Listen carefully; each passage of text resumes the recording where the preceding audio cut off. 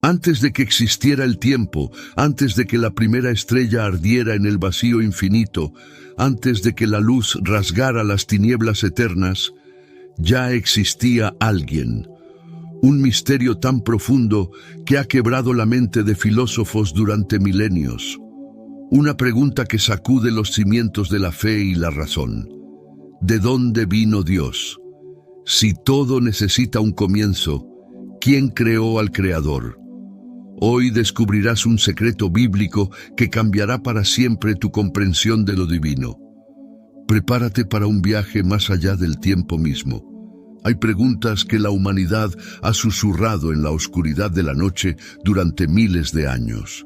Preguntas que mantienen despiertos a los sabios, que inquietan a los científicos, que hacen temblar los fundamentos de nuestra comprensión. Y entre todas ellas, una se eleva como un coloso sobre las demás, desafiando la lógica, la física y la fe misma. ¿Quién era Dios antes de la creación? Imagina por un momento el silencio absoluto. No el silencio de una habitación vacía, sino la ausencia total de sonido, de espacio, de tiempo. Un vacío tan profundo que ni siquiera podríamos llamarlo vacío, porque el vacío mismo es algo, y antes de la creación no había nada. O mejor dicho, solo había uno. La mente humana lucha desesperadamente por comprender este concepto. Desde nuestro nacimiento hasta nuestra muerte, todo lo que conocemos tiene un principio y un fin. La flor que brota en primavera, el imperio que cae en cenizas, la estrella que explota en una supernova. Todo comienza y todo termina. Somos prisioneros del tiempo, atrapados en una línea que avanza sin cesar desde el ayer hacia el mañana. Y desde esta prisión temporal, intentamos comprender a aquel que no tiene principio ni fin. Los filósofos griegos se atormentaban con esta cuestión. Aristóteles propuso el concepto del motor inmóvil, una fuerza primera que pone todo en movimiento sin ser movida por nada. Platón habló del mundo de las ideas, donde existían las formas perfectas y eternas de todas las cosas. Pero incluso estos gigantes del pensamiento apenas rozaron la superficie del misterio. La ciencia moderna, con toda su sofisticación y tecnología, se encuentra en el mismo abismo. Los físicos han rastreado el universo hasta el Big Bang, ese momento explosivo hace aproximadamente 13.700 millones de años, cuando el tiempo, el espacio y la materia surgieron simultáneamente. Pero cuando intentan mirar más allá de ese instante primordial, sus ecuaciones colapsan. Las matemáticas fallan, la física se quiebra, porque están intentando usar herramientas diseñadas para medir lo finito, para comprender lo infinito. Y entonces llegamos a las Escrituras. En el principio creó Dios los cielos y la tierra. Génesis 1, versículo 1. 6 palabras en hebreo que contienen un universo de verdad. Bereshit bara Elohim et hashamayim be et haaretz. Pero nota algo crucial. No dice, en el principio comenzó Dios, sino, en el principio creó Dios. Dios no comenzó. Dios creó el comienzo. Esta distinción no es un juego de palabras, es la llave que abre la puerta del misterio más grande de la existencia. Antes de que hubiera un antes, Dios ya era. Antes de que el tiempo comenzara su marcha implacable, Él existía en una eternidad sin secuencia, sin pasado ni futuro, en un eterno presente que nuestra mente no puede procesar. Pero la pregunta persiste, como un eco en un abismo sin fondo. Si Dios no tiene principio, ¿cómo puede existir? Nuestra lógica nos dice que todo debe tener una causa. El árbol viene de la semilla del árbol anterior, ese árbol de otra semilla, en una cadena aparentemente infinita hacia atrás. Pero esta cadena no puede ser realmente infinita, porque una cadena infinita de causas finitas es una contradicción lógica. Debe haber una primera causa, una causa incausada, un origen que no tiene origen. Los ateos a menudo plantean esto como un dilema. Si Dios creó el universo, ¿quién creó a Dios? Pero esta pregunta parte de una premisa falsa. Asume que Dios está sujeto a las mismas leyes de causalidad que gobiernan el universo. Es como preguntar, ¿cuál es el color del sonido? O, ¿cuál es el sabor de la justicia? Son preguntas de categoría errónea que mezclan dominios que no se pueden mezclar. Dios no fue creado porque Dios no es el tipo de ser que puede ser creado. La creación pertenece al orden de las cosas contingentes, cosas que podrían no haber existido. Pero Dios es necesario. Su existencia no es una posibilidad entre muchas, es la única posibilidad verdadera. Él no puede no existir. En el libro de Éxodo, cuando Moisés se encuentra con la zarza ardiente y pregunta el nombre de Dios, recibe una respuesta que ha desconcertado a teólogos durante milenios. Yo soy el que soy. No yo era o yo seré, sino yo soy. Presente eterno, existencia pura, ser absoluto sin mezcla de no ser. Este es el Dios que existía antes de la creación. No en un lugar, porque el espacio no existía. No en un tiempo, porque el tiempo no había comenzado. No haciendo algo, porque no había nada que hacer. Simplemente siendo, en la plenitud infinita de su gloria, en la perfección absoluta de su naturaleza, en la santidad aterradora de su presencia. Y en ese estado de eternidad sin tiempo, en esa existencia sin espacio, Dios no estaba solo en el sentido de estar aislado o incompleto, porque Dios es Trinidad, Padre, Hijo y Espíritu Santo, tres personas en una esencia divina, en comunión perfecta de amor eterno desde antes de la fundación del mundo. El amor circulaba entre las personas divinas en una danza cósmica de gloria que no necesitaba creación ni audiencia. Dios no creó el universo porque estuviera aburrido o solitario. Lo creó por el desbordamiento de su amor infinito. Somos prisioneros, no de barrotes de hierro ni muros de piedra, sino de algo mucho más sutil y absoluto, el tiempo y el espacio. Cada momento de nuestra existencia está encadenado al ahora, ese instante efímero que se desvanece incluso mientras intentamos aferrarnos a él. Miramos hacia atrás y vemos el pasado, inmutable e inalcanzable. Miramos hacia adelante y vemos el futuro, incierto y nebuloso. Y aquí estamos, atrapados en este presente fugaz, tratando de comprender a un ser que no está atrapado en nada. Cuando intentamos pensar en Dios antes de la creación, inevitablemente caemos en la trampa. Usamos la palabra antes, que es un término temporal. Imaginamos a Dios esperando para crear, como si estuviera sujeto a una secuencia de eventos. Pero esto es proyectar nuestras limitaciones sobre aquel que no tiene limitaciones. El tiempo no es una realidad absoluta e independiente. Es parte de la creación, tan creado como las montañas y los océanos. Einstein revolucionó nuestra comprensión al demostrar que el tiempo y el espacio están entrelazados en un tejido único, el espacio-tiempo. La gravedad curva este tejido. La velocidad lo dilata. El tiempo no fluye igual para todos. Un astronauta que viaja cerca de la velocidad de la luz experimenta el tiempo más lentamente que alguien en la Tierra. ¿Qué significa esto para nuestra comprensión de Dios?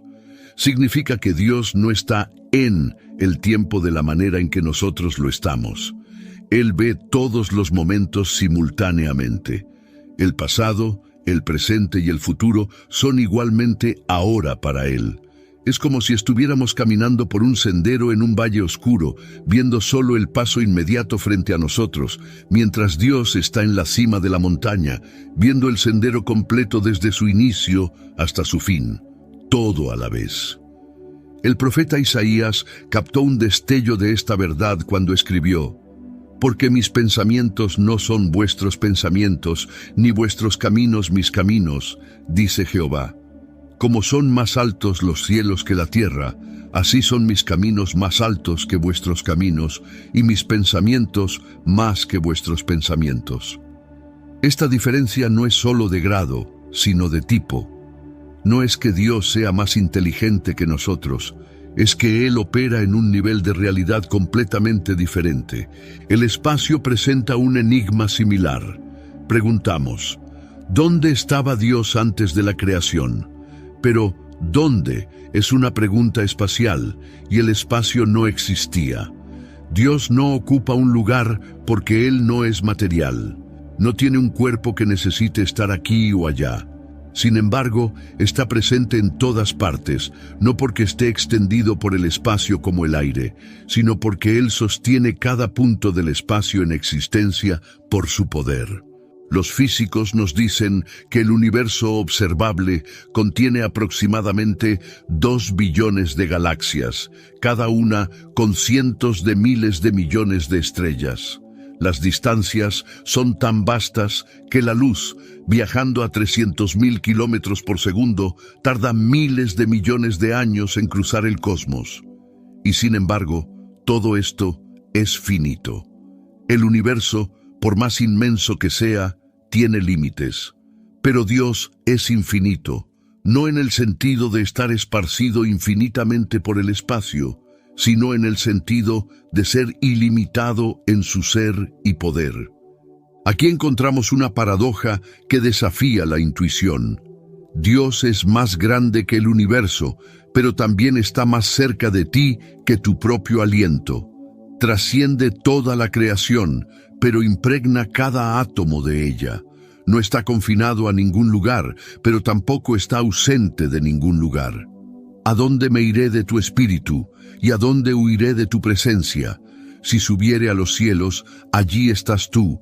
Y si en el Seol hiciere mi estrado, he aquí, allí tú estás, clamó el salmista David. Esta omnipresencia no significa que Dios sea el universo, como proponen algunas filosofías panteístas.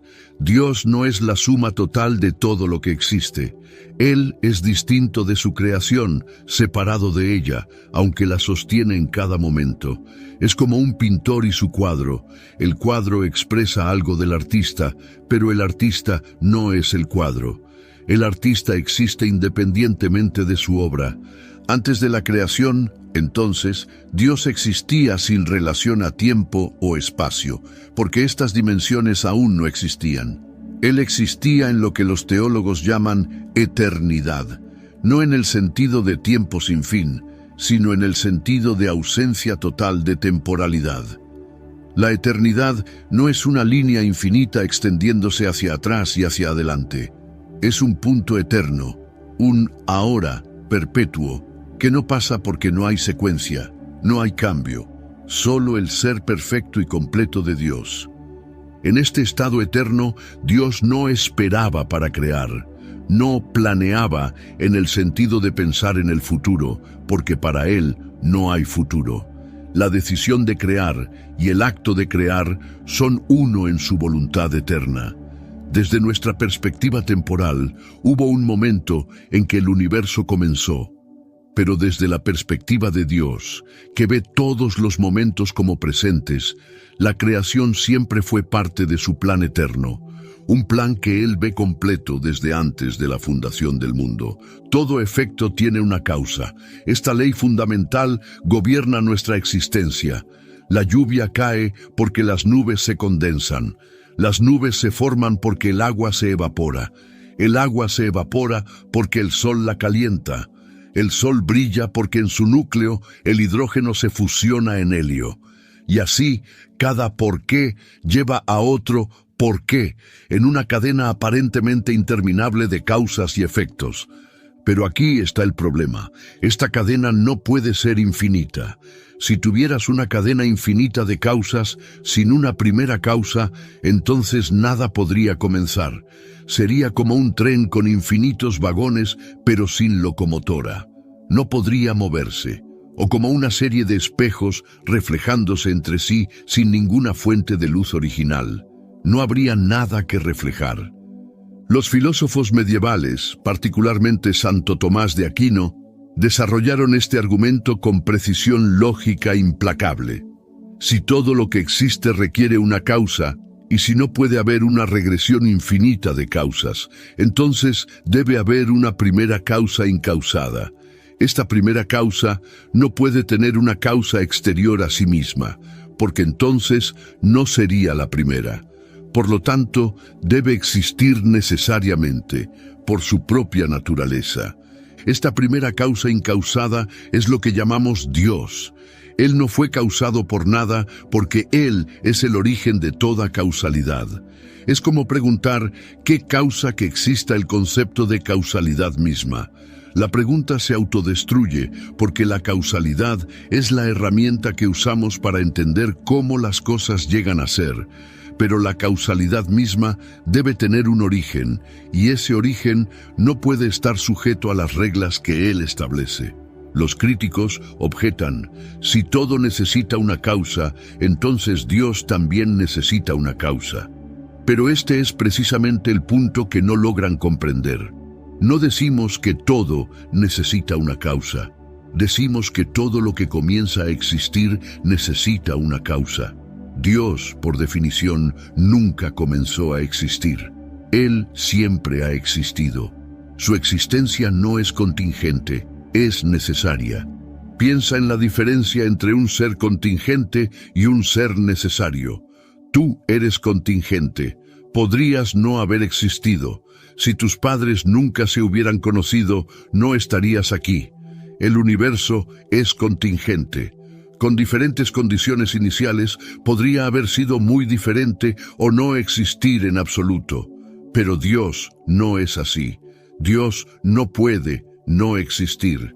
Su existencia es parte de su esencia.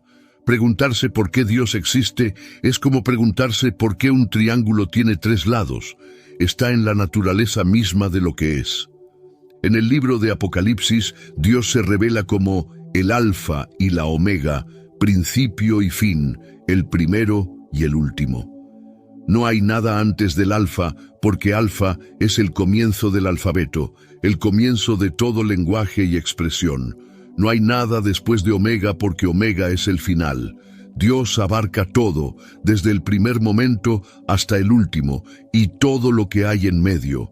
Pero incluso esta descripción es limitada por nuestra perspectiva temporal. En realidad, Dios no es simplemente el primero en una serie. Él está fuera de la serie por completo. Es como comparar una línea dibujada en un papel con la mano que sostiene el lápiz. La línea tiene un comienzo y un fin, pero la mano existe en una dimensión completamente diferente. Los físicos modernos han descubierto algo fascinante. En el instante del Big Bang, no solo la materia y la energía surgieron de la nada, sino también las leyes que gobiernan su comportamiento. Las constantes fundamentales del universo, la velocidad de la luz, la carga del electrón, la constante gravitacional, todas están calibradas con una precisión asombrosa. Si alguna de ellas fuera ligeramente diferente, el universo sería incapaz de sostener vida. Esta afinación fina del universo ha llevado incluso a científicos ateos a admitir que el cosmos parece diseñado. Algunos proponen la hipótesis del multiverso. Tal vez existen infinitos universos con diferentes constantes y simplemente tenemos la suerte de estar en uno que permite la vida. Pero esto solo empuja el problema un paso atrás. ¿Quién o qué establece las reglas que permiten que existan múltiples universos? ¿Cuál es el mecanismo que genera estos universos? Y si ese mecanismo tiene leyes propias, ¿de dónde vienen esas leyes? No importa cuántas capas añadas, eventualmente llegas a la pregunta final. ¿Por qué existe algo en lugar de nada? La nada es más simple, más predeterminada que el algo. Para que exista algo, cualquier cosa, debe haber una razón suficiente, un fundamento necesario que no derive su existencia de otra cosa. Las Escrituras lo expresan con una simplicidad que corta a través de toda la filosofía. En el principio, Dios. No hay una explicación de Dios, porque Dios es la explicación. Él es la respuesta a todas las preguntas de por qué, el fundamento sobre el cual descansa toda la realidad. Hay un patrón que se repite a través de toda la creación, un eco de algo más profundo, un reflejo de una verdad que existía antes de que el tiempo comenzara. Es el número 3. No es superstición ni coincidencia. Es la firma del Creador impresa en el tejido mismo de la realidad. Considera el tiempo. Se manifiesta en 3 dimensiones inseparables: pasado, presente y futuro.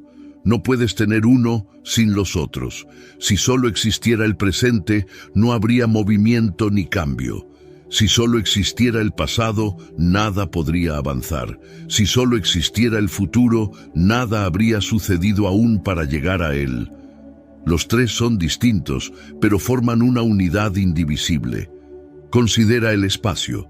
Tiene 3 dimensiones: altura, anchura y profundidad. Un objeto que carece de cualquiera de estas dimensiones deja de ser un objeto tridimensional. Las 3 son necesarias. Las 3 son distintas. Las 3 forman un todo completo. Considera la materia. Existe en 3 estados fundamentales: sólido, líquido y gaseoso. El agua es H2O en todas sus formas, pero se manifiesta de 3 maneras diferentes dependiendo de las condiciones. Es una sustancia, 3 expresiones. Este patrón triple no se limita a la física. Lo encontramos en la lógica: tesis, antítesis, síntesis. En la literatura: comienzo, desarrollo, fin. En la música: pasado, la nota que sonó; presente, la nota que suena; futuro, la nota que sonará. Está entretejido en la estructura misma de cómo pensamos y percibimos el mundo. ¿Pero por qué? ¿Por qué la realidad está organizada en tríadas? La respuesta nos lleva de vuelta a antes de la creación, a la naturaleza misma de Dios. Porque Dios, en su esencia eterna, es Trinidad: Padre, Hijo y Espíritu Santo. 3 personas, una esencia divina. No 3 dioses, sino un Dios en 3 personas. Esto no es una contradicción matemática, como algunos objetan. No estamos diciendo que 1 es igual a 3. Estamos diciendo que hay un qué, la naturaleza divina, y 3 quiénes, las personas divinas. Es como preguntar qué es el agua y quiénes son las moléculas. Son preguntas diferentes con respuestas diferentes. La Trinidad no es una invención teológica posterior, ni un compromiso político de la Iglesia primitiva. Está allí desde el primer versículo de la Biblia. En el principio creó Dios los cielos y la tierra. En hebreo, la palabra para Dios es Elohim, que es gramaticalmente plural, aunque se usa con un verbo singular: creó, bara.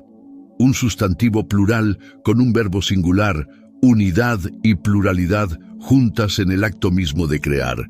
Y el Espíritu de Dios se movía sobre la faz de las aguas. Ahí está el Espíritu Santo, presente en la creación desde el primer momento.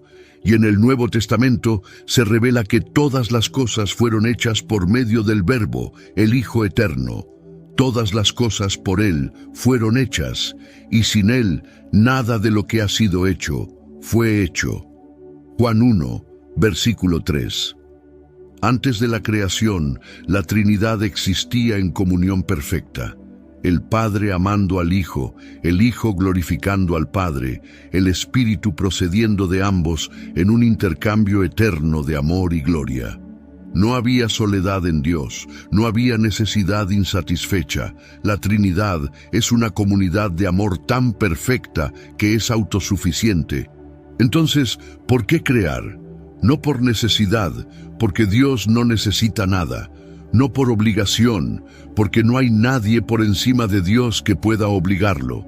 La creación es un acto de amor libre y soberano, un desbordamiento de la plenitud divina. Es como un artista que pinta no porque deba hacerlo, sino porque el gozo de crear fluye naturalmente de quien es. Y cuando Dios creó, imprimió su naturaleza trina en la creación. El universo mismo es una declaración trinitaria. Génesis 1, versículo 1. En el principio, tiempo, creó Dios los cielos, espacio, y la tierra, materia.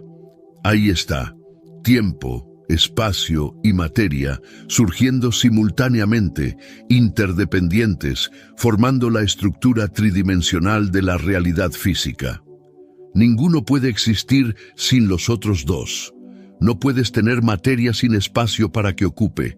No puedes tener espacio sin tiempo en el cual existir. No puedes tener tiempo sin eventos materiales para marcarlo.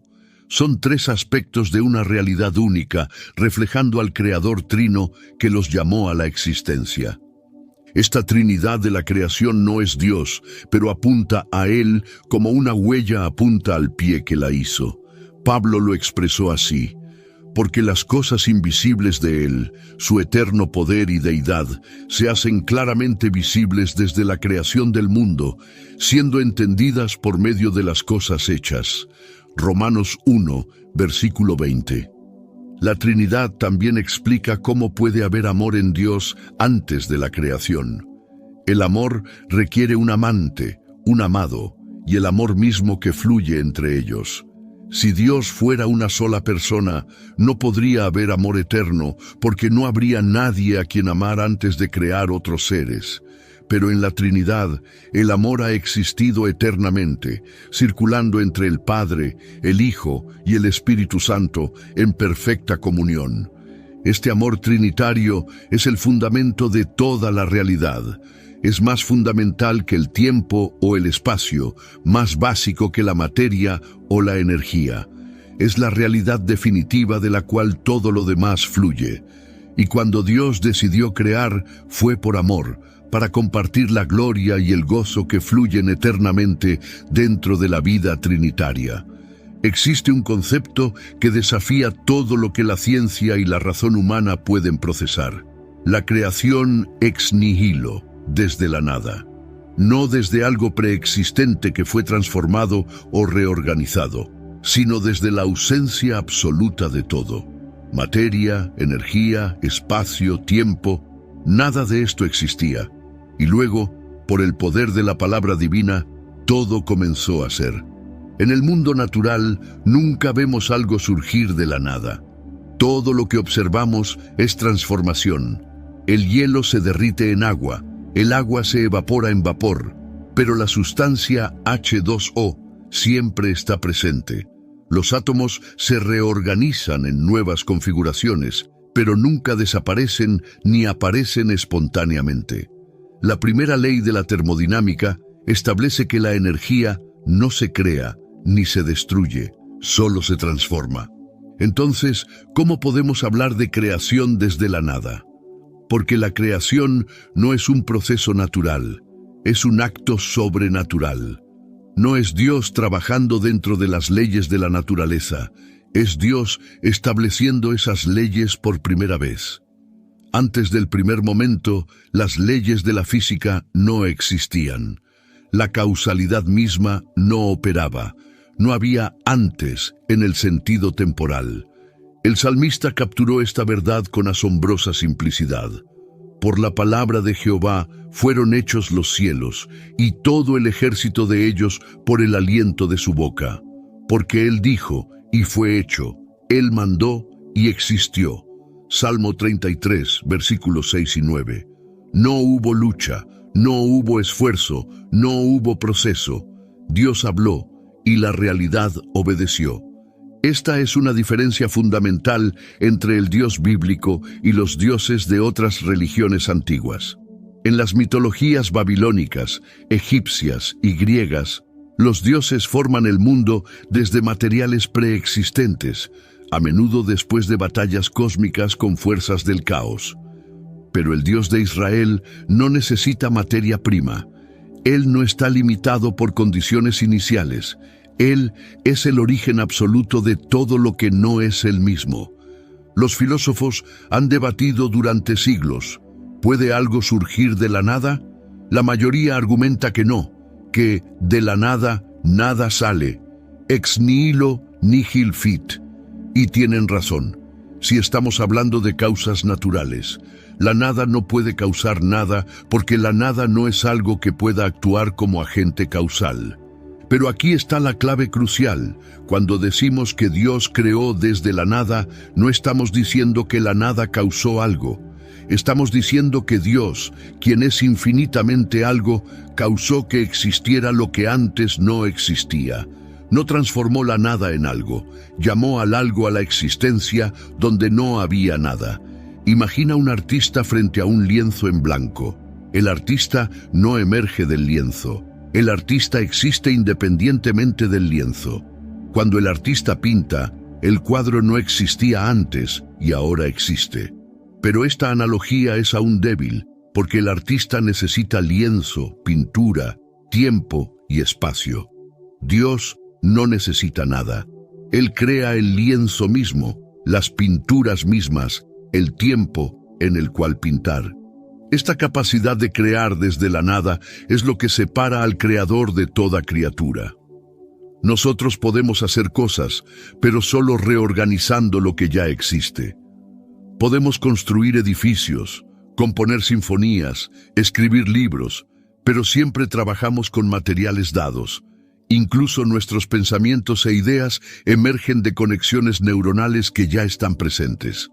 No podemos crear un solo átomo nuevo, solo podemos manipular los que existen. Pero Dios no está sujeto a esta limitación. Su poder creativo no es simplemente grande, es absolutamente único en categoría. Es el poder de hacer que el ser emerja del no ser, que la existencia surja donde no había nada. Esto no es magia, que es manipulación de fuerzas naturales ocultas. Esto es omnipotencia genuina, el poder de aquel que tiene existencia en sí mismo y puede otorgar existencia a otros. Los físicos cuánticos han descubierto algo intrigante. En el nivel subatómico, las partículas parecen aparecer y desaparecer espontáneamente del vacío cuántico. Algunos han señalado esto como evidencia de que algo puede surgir de la nada sin Dios. Pero esto es un malentendido fundamental. El vacío cuántico no es realmente nada. Es un campo de energía gobernado por las leyes de la mecánica cuántica. Es algo muy específico, con propiedades bien definidas. Las fluctuaciones cuánticas no son creación desde la nada absoluta. Son manifestaciones temporales de energía que ya existe en el campo cuántico. Y el campo cuántico mismo, con todas sus leyes y propiedades, necesita una explicación. ¿De dónde viene? ¿Por qué existe en lugar de no existir? Además, las partículas virtuales que aparecen en el vacío cuántico solo existen por fracciones infinitesimales de segundo antes de desaparecer nuevamente. No producen nada estable o duradero. El universo, en contraste, ha existido durante miles de millones de años con estructuras estables y leyes consistentes.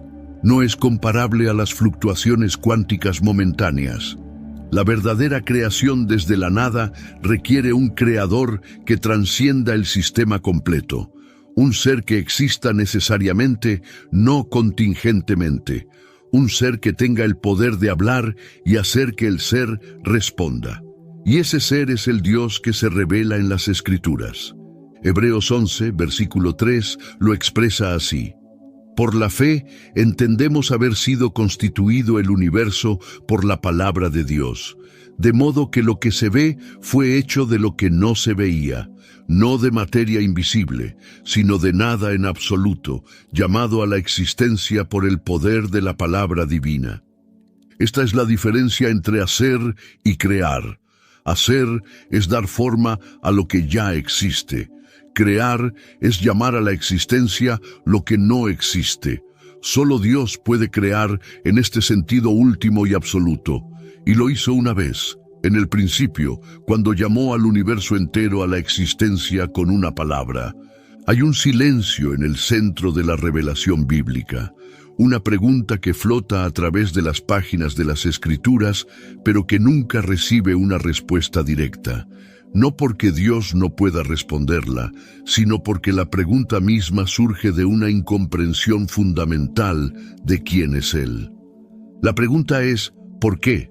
¿Por qué Dios decidió crear? ¿Qué lo motivó a romper el silencio eterno y llamar al universo a la existencia? Si Él era perfectamente completo y feliz en la comunión trinitaria, ¿por qué añadir algo más? Job hizo esta pregunta desde el torbellino de su sufrimiento. Los salmos la susurran en momentos de angustia. Los profetas la claman en tiempos de exilio y desolación. ¿Por qué, Dios? ¿Cuál es tu propósito? ¿Qué buscas lograr? Y la respuesta de Dios es reveladora en su rechazo a proporcionar una explicación. Cuando Job finalmente demanda una audiencia con el Todopoderoso, esperando respuestas, Dios no le da ninguna. En lugar de eso, Dios hace preguntas. ¿Dónde estabas tú cuando yo fundaba la tierra? Házmelo saber, si tienes inteligencia. ¿Quién ordenó sus medidas, si lo sabes? ¿O quién extendió sobre ella cordel? ¿Sobre qué están fundadas sus bases? ¿O quién puso su piedra angular cuando alababan todas las estrellas del alba y se regocijaban todos los hijos de Dios? No es crueldad, es pedagogía divina. Dios no está evadiendo la pregunta. Está mostrándole a Job que la pregunta surge de una perspectiva inadecuada. Es como un niño de 2 años preguntándole a Einstein por qué E es igual a mc al cuadrado. No es que Einstein no pueda responder, sino que el niño carece del marco conceptual para comprender la respuesta. Nosotros estamos en una posición infinitamente más limitada ante Dios que ese niño ante Einstein. La diferencia entre nuestro intelecto y el intelecto divino no es solo de grado, sino de tipo. Dios no es simplemente más inteligente que nosotros. Él piensa de una manera completamente diferente, en dimensiones que ni siquiera podemos imaginar. Isaías expresó esta brecha insalvable. Porque mis pensamientos no son vuestros pensamientos, ni vuestros caminos mis caminos, dijo Jehová. Como son más altos los cielos que la tierra, así son mis caminos más altos que vuestros caminos, y mis pensamientos más que vuestros pensamientos. Capítulo 55, versículos 8 y 9. Note que no dice que los pensamientos de Dios son 10 veces más altos, o 1000 veces, o 1.000.000 de veces. Usa una imagen de infinitud, como los cielos son más altos que la tierra. Y en la cosmología antigua, los cielos eran infinitos, sin límite superior.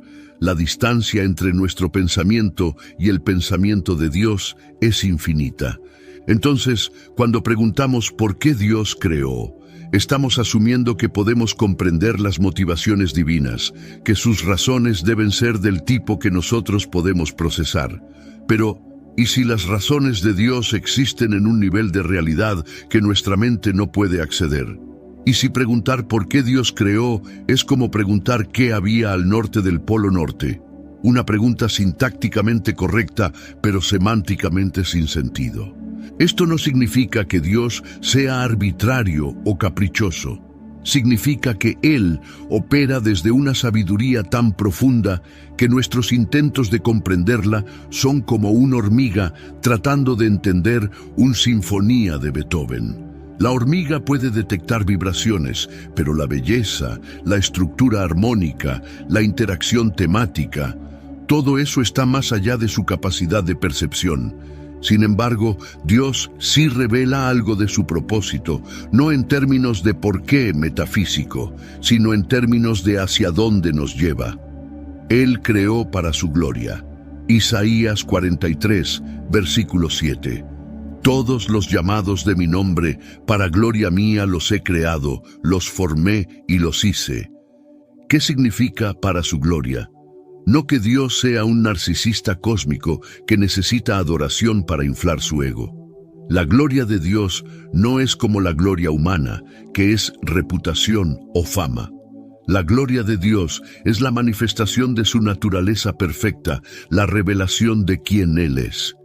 Cuando Dios crea para su gloria, está diciendo, Voy a revelar mi naturaleza de una manera que no podría ser conocida de otro modo.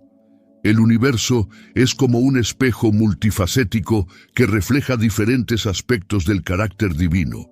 Las estrellas declaran su poder. La complejidad de la vida revela su creatividad. La belleza de un atardecer muestra su naturaleza estética. El amor entre personas refleja el amor trinitario. Y el punto culminante de esta revelación es la redención. Dios no solo creó, Él entró en su creación. El Hijo Eterno se hizo hombre, vivió una vida perfecta, murió en la cruz por los pecados de la humanidad, resucitó al tercer día, ascendió al cielo y reinará para siempre.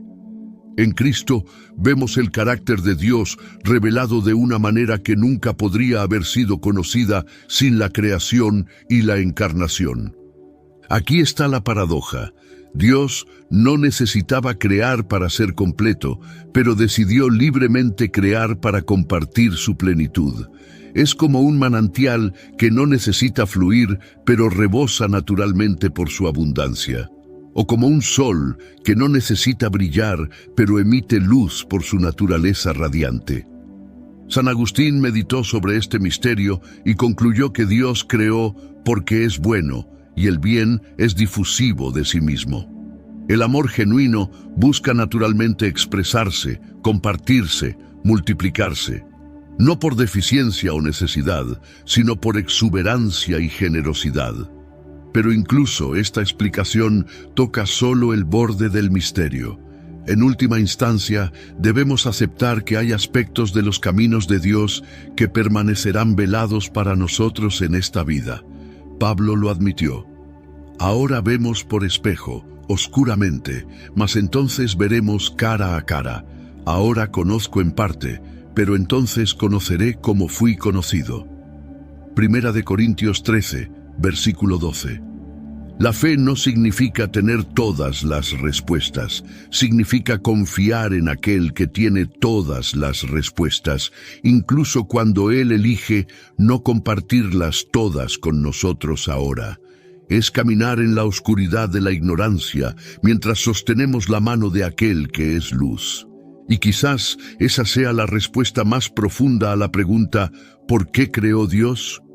Para invitarnos a una relación de confianza donde aprendemos que conocerlo a Él es más importante que conocer todas las respuestas sobre Él. En el silencio donde Dios no responde nuestro ¿por qué?, Él susurra algo más precioso. Confía en mí, yo sé lo que hago. Hay un límite a lo que la mente humana puede alcanzar, no por falta de inteligencia o esfuerzo, sino por la naturaleza misma de lo finito, tratando de comprender lo infinito. Es como intentar contener el océano en una taza o capturar el sol en una caja. La herramienta no es adecuada para la tarea, no porque la herramienta sea defectuosa, sino porque la realidad que intenta capturar la trasciende absolutamente. Este es el dilema que enfrentamos cuando intentamos comprender a Dios tal como Él era antes de la creación. Cada concepto que usamos, cada palabra que empleamos, cada imagen que formamos en nuestra mente está derivada de nuestra experiencia en este universo creado. Pensamos en términos de tiempo, aunque Dios está fuera del tiempo. Imaginamos en términos de espacio, aunque Dios no tiene ubicación. Razonamos en términos de causa y efecto, aunque Dios es la causa incausada que no tiene causa. Los teólogos han acuñado un término para este problema, la analogía del ser. Cuando decimos que Dios es bueno, no estamos usando la palabra bueno exactamente de la misma manera que cuando decimos que un ser humano es bueno. Dios no es bueno en el sentido de poseer bondad como una cualidad. Dios es la bondad misma. Él no tiene atributos, Él es sus atributos. Su ser y sus cualidades son idénticos. Cuando decimos que Dios es sabio, no significa que Dios piensa y llega a conclusiones como nosotros. Dios lo sabe todo instantánea y eternamente. No hay proceso de razonamiento en Dios, no hay aprendizaje, no hay descubrimiento.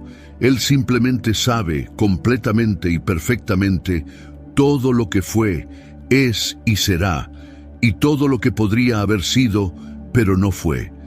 Esto hace que hablar de Dios sea profundamente desafiante. Todo nuestro lenguaje es inadecuado. Incluso las palabras más elevadas que podemos usar, amor, poder, sabiduría, justicia, apenas rozan la superficie de la realidad divina. Son como notas musicales tocadas en un instrumento que solo puede producir una fracción del rango sonoro completo. Los místicos cristianos han hablado de dos caminos para conocer a Dios: la vía afirmativa, cataphatic, y la vía negativa, apophatic. La vía afirmativa dice lo que Dios es. Dios es amor, Dios es luz, Dios es bueno. La vía negativa dice lo que Dios no es. Dios no es material, no es limitado, no es cambiante. Ambos caminos son necesarios y ambos son insuficientes por sí solos. Porque cuando afirmamos que Dios es amor, inmediatamente debemos negar que su amor sea como el amor humano, con sus altibajos, sus emociones fluctuantes, sus límites y condiciones. El amor de Dios es infinito, eterno, inmutable, perfecto. Es un amor que elige libremente, que se da completamente, que nunca falla ni disminuye. Es un amor que es idéntico a su ser mismo. Y cuando negamos que Dios sea material, no estamos diciendo que Dios sea menos real que las cosas materiales. Todo lo contrario.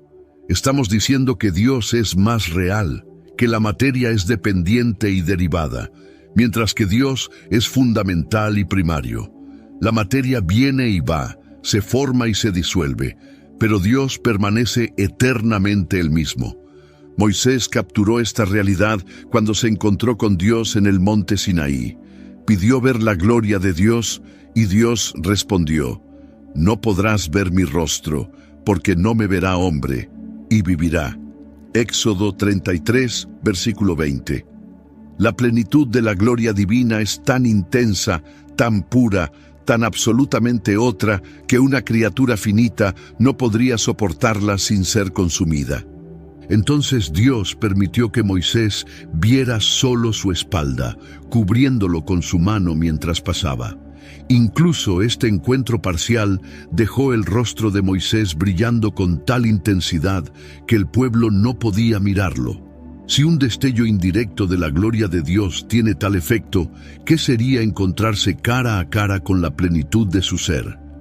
Este es el Dios que existía antes de la creación, no un concepto abstracto, no una fuerza impersonal, sino un ser infinitamente personal, infinitamente perfecto, infinitamente glorioso. Un Dios tan grande que el universo entero no puede contenerlo, tan pequeño que habita en el corazón contrito. Un Dios tan lejano que trasciende todas las categorías de pensamiento humano, tan cercano que está más cerca de nosotros que nuestro propio aliento. La paradoja de la trascendencia y la inmanencia es central para la comprensión bíblica de Dios. Él está completamente más allá de nosotros, trascendente, y sin embargo completamente con nosotros, inmanente. No es que a veces esté cerca y a veces lejos. Él está siempre simultáneamente ambas cosas de maneras que no podemos reconciliar lógicamente, pero que experimentamos espiritualmente. Salomón expresó esta paradoja en la dedicación del templo. «He aquí que los cielos de los cielos no te pueden contener, cuanto menos esta casa que yo he edificado». Primera de Reyes 8, versículo 27. El Dios que no cabe en el universo entero accede a habitar en un templo hecho de piedra y madera. ¿Por qué? Por amor, por su deseo de encontrarse con su pueblo. Y esta misma paradoja alcanza su culminación en la encarnación. El Verbo eterno, por quien fueron hechas todas las cosas, se hace carne y habita entre nosotros. Dios, que ningún espacio puede contener, se limita voluntariamente a un cuerpo humano. El infinito se hace finito. El eterno entra en el tiempo. El creador se convierte en criatura. Esto no significa que Dios dejó de ser Dios o que se redujo de alguna manera. En Cristo, la naturaleza divina y la naturaleza humana se unen en una persona sin mezcla, sin cambio, sin división, sin separación. Es un misterio que desafía la lógica humana, pero que está en el corazón mismo del cristianismo. Antes de la creación, el Hijo Eterno ya era Dios. En la plenitud del tiempo, se hizo hombre sin dejar de ser Dios. Jesús es el puente entre lo infinito y lo finito, entre la eternidad y el tiempo, entre el Creador incomprensible y la humanidad que busca comprenderlo. En Cristo vemos tanto la trascendencia como la inmanencia de Dios. Vemos a Dios tan alto que está más allá de toda comprensión y tan cercano que podemos tocarlo, hablar con Él, caminar con Él. Vemos al Dios que existía antes de todas las edades y al Dios que entró en la historia humana en un momento específico, en un lugar específico. Filipenses 2, versículos 6 al 11, describe este movimiento descendente. Cristo Jesús, siendo en forma de Dios, no estimó el ser igual a Dios como cosa a que aferrarse, sino que se despojó a sí mismo, tomando forma de siervo, hecho semejante a los hombres, y estando en la condición de hombre, se humilló a sí mismo, haciéndose obediente hasta la muerte, y muerte de cruz. Por lo cual Dios también le exaltó hasta lo sumo, y le dio un nombre que es sobre todo nombre. El Dios que trasciende nuestra comprensión, eligió hacerse comprensible. El Dios que nadie podía ver y vivir, se hizo visible en carne humana. El Dios cuya voz hace temblar las montañas, habló en palabras humanas que los niños podían entender. Todo esto no porque Dios cambiara, sino porque añadió a su naturaleza divina una naturaleza humana completa. Trata de imaginar el silencio absoluto, no el silencio de una noche tranquila, donde aún puedes escuchar el latido de tu corazón o el susurro del viento. No el silencio del espacio exterior, donde las ondas de radio y la radiación cósmica viajan invisibles. Intenta imaginar la ausencia total de todo sonido, toda vibración, toda energía, porque no hay nada que pueda vibrar, nada que pueda resonar. Este era el estado antes de la creación, pero incluso llamarlo estado o antes es engañoso, porque estos términos implican tiempo y el tiempo no existía. No había momentos sucediéndose unos a otros. No había espera, no había duración, solo Dios, en la eternidad sin tiempo, en la perfección sin cambio, en la gloria sin testigos. ¿Qué hacía Dios en este estado eterno antes de crear? Agustín de Hipona cuenta que alguien le hizo esta pregunta en tono burlón, y otro respondió jocosamente: estaba preparando el infierno para los que hacen preguntas impertinentes. Pero Agustín rechazó esta respuesta como frívola. La verdad, dijo, es que la pregunta misma es defectuosa. Dios no estaba haciendo nada antes de la creación porque no había un antes. El tiempo comenzó con la creación. Preguntar qué hacía Dios antes del tiempo es como preguntar qué hay al sur del Polo Sur. La pregunta parece tener sentido gramaticalmente, pero es conceptualmente incoherente. Entonces, ¿cómo existía Dios en este estado atemporal? Existía en la plenitud perfecta de su ser, el Padre eternamente generando al Hijo, el Espíritu eternamente procediendo del Padre y del Hijo, un intercambio eterno de amor y gloria que nunca comenzó y nunca cesará. No pienses en esto como una secuencia, primero el Padre, luego el Hijo, luego el Espíritu. Number.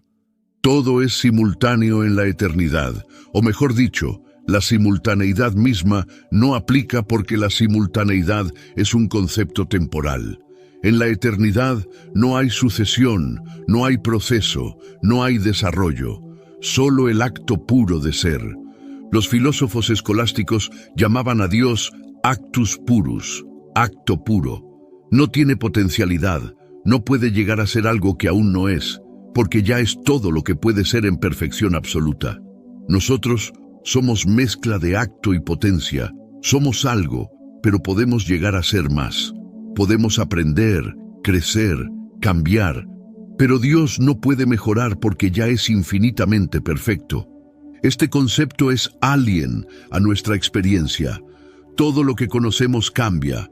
Las estrellas nacen y mueren, las especies evolucionan, las sociedades se transforman, incluso nuestros pensamientos fluyen en un río constante de cambio. Somos seres temporales hasta el núcleo de nuestro ser. Pero Dios es diferente. Malaquías 3, versículo 6. Porque yo, Jehová, no cambio. No porque esté congelado o sea estático, sino porque ya es perfectamente todo lo que debe ser. No hay deficiencia que corregir, no hay potencial sin realizar. Es plenitud completa, eterna y perfecta.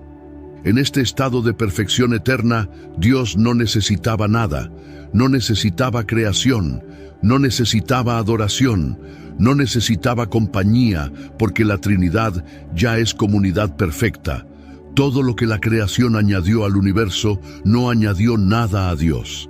Él sigue siendo exactamente quien era antes, infinito, inmutable, perfecto.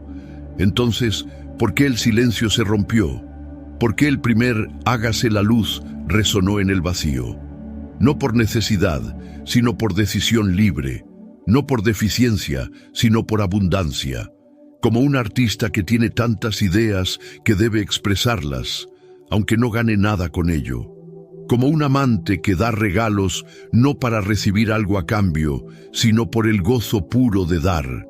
Y cuando Dios decidió crear, no fue una decisión en el tiempo, porque el tiempo no existía aún. Fue una decisión eterna que se manifiesta temporalmente en el primer momento de la creación. Desde la perspectiva de Dios, crear no fue un cambio de plan o una idea nueva. Fue la expresión temporal de su voluntad eterna. Imagina que decides levantar tu mano. En tu mente, la decisión y la acción parecen simultáneas, pero en realidad hay procesos neuronales que ocurren antes del movimiento físico. Ahora imagina que la decisión y la acción fueran verdaderamente simultáneas, sin proceso intermedio. Esa es una pálida sombra de cómo la voluntad divina y el acto divino son uno. Cuando Dios dice, hágase la luz, no es que primero piense las palabras y luego las pronuncie. Su pensamiento, su voluntad, su palabra y su acción son un solo acto simple. No hay sucesión en Dios. Todo lo que Él hace, lo hace en un acto eterno que desde nuestra perspectiva temporal parece desplegarse en momentos sucesivos. El silencio antes de la creación no era vacío o estéril. Era la quietud de la plenitud perfecta, como el silencio antes de que una sinfonía comience, cuando la orquesta está lista y el director levanta la batuta. Ese momento de suspenso está cargado de potencial, no porque le falte algo, sino porque contiene todo lo que está por venir. Y luego, el primer acorde, sea la luz. Y la luz fue. El silencio se rompió, no con ruido, sino con palabra. Palabra creadora, palabra todopoderosa, palabra que no describe la realidad, sino que la crea. Juan 1, versículo 3. Todas las cosas por Él fueron hechas, y sin Él nada de lo que ha sido hecho fue hecho. Este verbo, esta palabra divina, no es solo sonido o vibración, es la segunda persona de la Trinidad, el Hijo Eterno. En el principio era el Verbo, y el Verbo era con Dios, y el Verbo era Dios. Este mismo Verbo por quien todas las cosas fueron hechas es el que más tarde se haría carne y habitaría entre nosotros. Aquí vemos la conexión profunda entre creación y redención. El mismo poder que llamó al universo de la nada es el poder que llama a los muertos espiritualmente a la vida. El mismo Verbo que dijo, sea la luz, dice, yo soy la luz del mundo. La creación y la salvación son actos del mismo Dios, expresiones del mismo amor, manifestaciones de la misma gloria. El silencio antes de la creación no era ausencia de Dios, sino la presencia plena de Dios sin testigos creados. Y cuando el primer momento del tiempo comenzó, no fue porque Dios cambiara, sino porque Él eligió libremente añadir algo a la existencia que reflejaría su gloria de nuevas maneras. Nosotros somos el resultado de ese momento. Cada átomo de nuestro cuerpo fue llamado a la existencia por esa palabra creadora. Existimos porque Dios habló, y nuestra respuesta apropiada es el asombro, la gratitud y la adoración. Porque el Dios que rompió el silencio eterno para crear el universo sigue hablando, llamándonos a conocerlo, amarlo y reflejar su gloria por toda la eternidad. Hay un momento en cada búsqueda genuina de Dios cuando la razón alcanza su límite, no porque haya fallado, sino porque ha cumplido su propósito, llevarte hasta el borde del abismo donde solo la fe puede continuar. La lógica puede mostrarte que debe haber una primera causa. La filosofía puede demostrar que un ser necesario debe existir. La ciencia puede señalar la improbabilidad de un universo finamente ajustado sin un diseñador. Pero ninguna de estas puede llevarte al encuentro personal con el Dios viviente. Porque conocer acerca de Dios no es lo mismo que conocer a Dios. Puedes estudiar todo lo escrito sobre una persona famosa, memorizar su biografía, analizar sus obras, y aún así nunca encontrarte con ella cara a cara. La diferencia entre conocimiento proposicional y conocimiento relacional es la diferencia entre mirar una fotografía de una montaña y escalar esa montaña. Job aprendió esta lección de la manera más difícil, cuando todo le fue quitado, cuando su vida se convirtió en cenizas, cuando sus amigos lo acusaron y su esposa lo instó a maldecir a Dios y morir. Job clamó por respuestas, demandó una audiencia con Dios, quería explicaciones, justificaciones, razones, y Dios respondió. Pero no con las respuestas que Job esperaba. No explicó por qué permitió el sufrimiento de Job, no justificó sus decisiones. En cambio, hizo preguntas. ¿Dónde estabas tú cuando yo fundaba la tierra? ¿Has mandado tú a la mañana en tus días? ¿Has penetrado tú hasta las fuentes del mar? Job 38 al 41 es una avalancha de preguntas divinas que humillan y elevan simultáneamente. Humillan porque exponen la ignorancia humana. Elevan porque revelan la grandeza de aquel con quien hablamos. Y al final, Job no obtuvo respuestas a sus preguntas, pero obtuvo algo infinitamente mejor. Obtuvo a Dios mismo. De oídas te había oído, mas ahora mis ojos te ven. Job 42, versículo 5. Este es el momento de revelación verdadera. Job había conocido acerca de Dios toda su vida. Era un hombre justo y temeroso de Dios. Pero en el torbellino, en medio del dolor insoportable, encontró a Dios de una manera que nunca había experimentado antes. Este patrón se repite a través de las Escrituras. Abraham no solo sabía de Dios, Dios le habló y caminó con él. Moisés no solo estudió sobre Dios, encontró a Dios en la zarza ardiente y habló con él cara a cara, como un hombre habla con su amigo. Los profetas no solo teorizaron sobre Dios, fueron abrumados por visiones de su gloria que los dejaron temblando y transformados. Y luego está la revelación definitiva, Jesucristo. Hebreos 1, versículos 1 al 3. Dios, habiendo hablado muchas veces y de muchas maneras, en otro tiempo a los padres por los profetas, en estos postreros días nos ha hablado por el Hijo, a quien constituyó heredero de todo, y por quien asimismo hizo el universo, el cual, siendo el resplandor de su gloria y la imagen misma de su sustancia.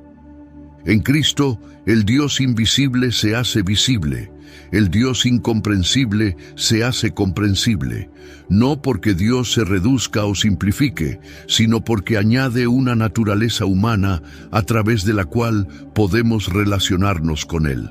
Jesús es la traducción perfecta de Dios a términos humanos.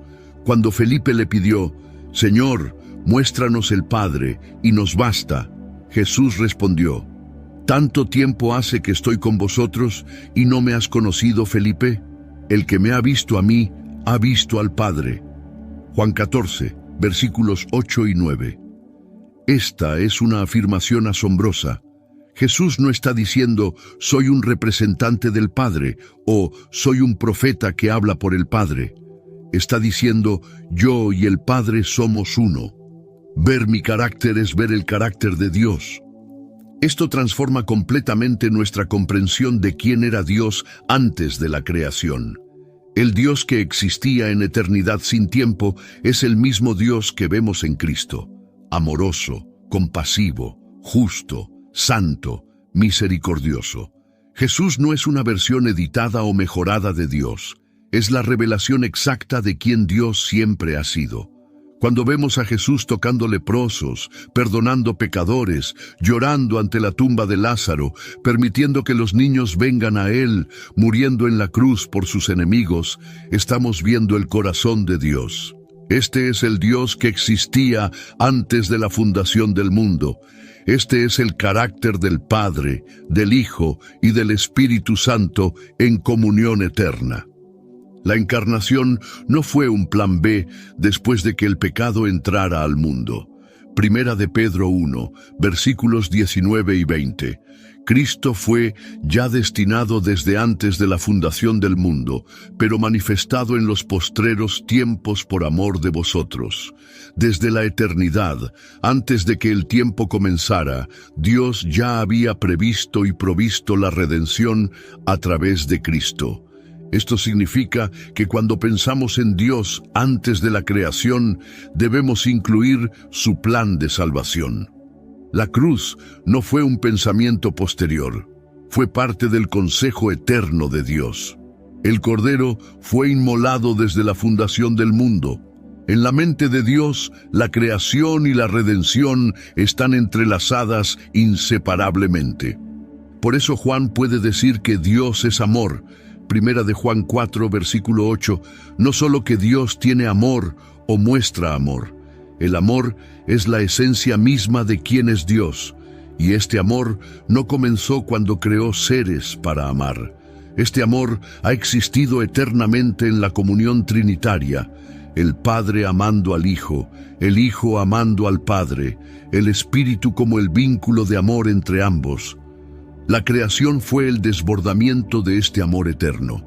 La redención es la expresión máxima de este amor, y nuestra respuesta debe ser amor en retorno, un amor que reconoce que todo lo que somos y tenemos viene de Él.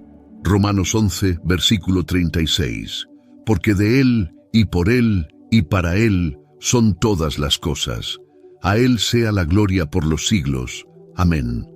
Toda la realidad fluye de Dios como fuente, es sostenida por Dios como medio, y existe para Dios como fin último. Él es el alfa y la omega, el principio y el fin, el primero y el último. Esto no es egocentrismo divino, es la estructura simple de la realidad. Dios es el centro porque Él es el único que es verdaderamente central, verdaderamente fundamental, verdaderamente necesario.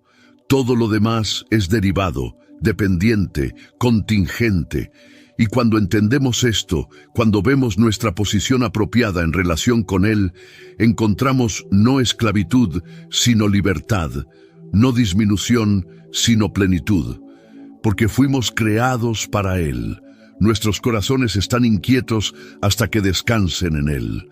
Toda la búsqueda de significado, propósito, amor y satisfacción que impulsa la existencia humana está buscando fundamentalmente a Dios, incluso cuando no lo reconoce. Y el milagro de la revelación es que Dios no se quedó oculto esperando que lo encontráramos. Él salió a buscarnos. La parábola de la oveja perdida no es solo sobre nosotros, es sobre Él.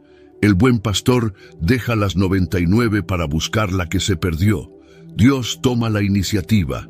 Él se revela, Él habla, Él actúa, Él viene. Y ahora llegamos al final de este viaje, pero en realidad estamos en el comienzo. porque cada intento de comprender a Dios antes de la creación no nos lleva a conclusiones finales, sino a asombro renovado. No terminamos con respuestas pulidas, sino con preguntas más profundas, no con comprensión completa, sino con admiración creciente. Ahora, en los comentarios, escribe una palabra que resuma lo que has aprendido hoy. Tal vez sea asombro, o eterno, o confianza. Sea lo que sea, compártelo. Y si este mensaje tocó tu corazón, compártelo con alguien que necesite conocer al Dios eterno. Hasta el próximo video.